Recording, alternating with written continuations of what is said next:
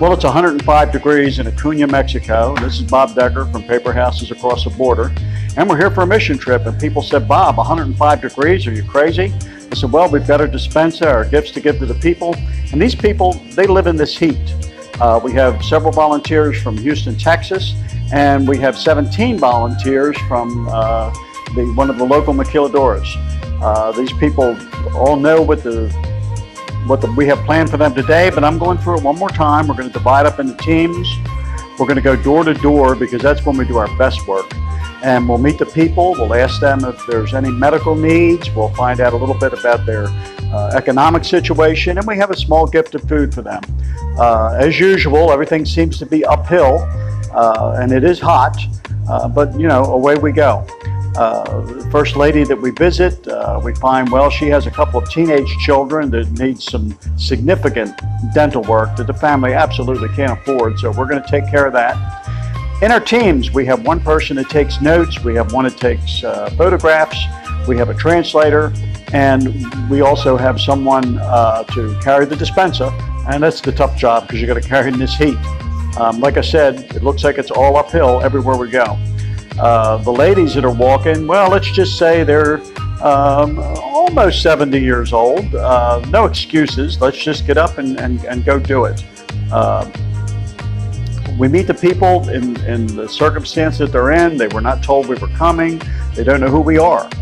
We tell them we are here to learn from them about the colonias. We're not here to teach anybody anything, and we do indeed learn. There's a couple of aspects to all of our mission trips. One is certainly to reach out and to help these poor people. These people all work. They work full-time jobs, but they are paid so little that it's very, very difficult to just make meals from beans and rice and make ends meet. So part of our idea of a mission is to help these people, but the main people that get help, well, that would be me, that would be my friends from Houston, Texas, that would be the people working in the Arconic maquiladora. These people teach us and give us things that it's intangible. It's just so difficult to even describe how they make you feel. It's not just being blessed or feeling like, oh, we have so many things, we're so lucky. It's not that at all. It's much, much deeper than that. One of the questions that people always ask from America is, why are these people so happy? And I would add to that, what they're probably saying is, why am I not? These people have discovered this real inner happiness. You don't see them constantly on the cell phones or watching the television. Families have meals together. They actually have discussions. They talk. So it's very, very profound as we're walking the streets, and we have that silence too. And sometimes, if you're very quiet and you're careful, well, you can hear the whisper of God. This is a representative from their Arconic factory, and explaining, I'm sure, you know, why they are involved, why they are engaged, why it's important to them to reach out to these people. Sometimes we look at some of the people and we think, gee, is there anything we can really do? Well, there's always something we can do to reach out and to help. We don't need a fence, we don't need a wall. What we really need are more bridges between people, because if we help these people just a little bit, they're not tempted to come to the United States illegally or otherwise. They want to make it happen in Mexico. They're already working so hard.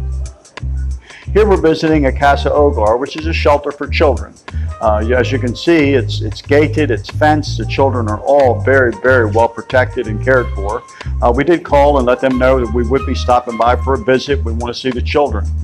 And what's amazing here is that, if you notice, we're not carrying a whole lot of toys for the children or gifts or anything. Now what we have is a magic coloring book. And I taught one of the little children from the Arconic factory that was with her mom how to use the little coloring book and do little magic tricks for the kids, and they are just so entertained. The children really are. They're marvelous. One of the men from Arconic, he jumps up and he says, well, let's get everybody together and we'll play a game.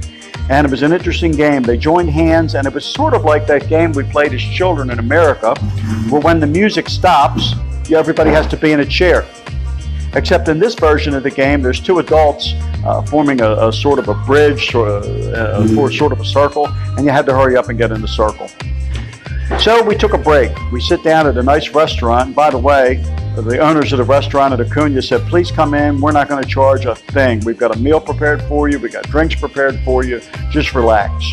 So here we unwind, we exchange information and tell our stories because we all went to different houses in groups of 4. Get back into the travel van again, and once again, we're visiting a home. And this is a home. This isn't something staged. This is for real. This is for real. This is about a 10-minute ride from the typical tourist area. This is Lester. Lester has cerebral palsy. People say to me, well, Bob, you really can't cure his situation. You can't make it better. Well, what in the world, why you're there helping? I said, well, you know what? It's 105 degrees outside. It seems to be even warmer inside, and there's not even a fan, okay? The most inexpensive electric fan we could find was about $65 US. So what we did was we put it up on Amazon, and people started buying fans, and we start delivering them. In fact, we'll be making a delivery to Lester's house within a week of this video being shot, delivering a nice fan to help his situation. Sometimes success is just making things a little bit better, and maybe that's all part of the plan. Here we meet a family, and this poor fella, he's smiling, he's trying to laugh, but he's mute, and he has some conditions of the brain that keep him from functioning in what we would think is normal. But sometimes when you meet these people and you see the heart of these people, you realize, you know, maybe we're the ones that are a little slow because we don't always get it. Everybody's friendly, more friends from Arconic, and as you can see, that heat is sweltering, and we're just staggering along. We have a fiesta for children of special needs. This time we had about 50 children. There we see Lester again.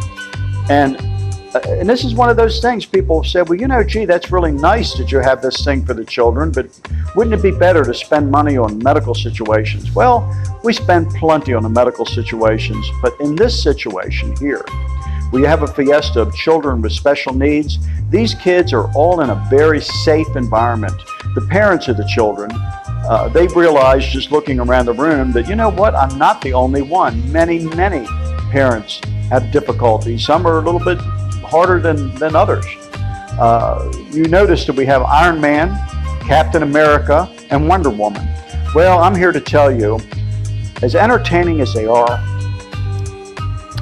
they're not the real superheroes. The real superheroes in this room, well, that would be the parents. That would be the parents.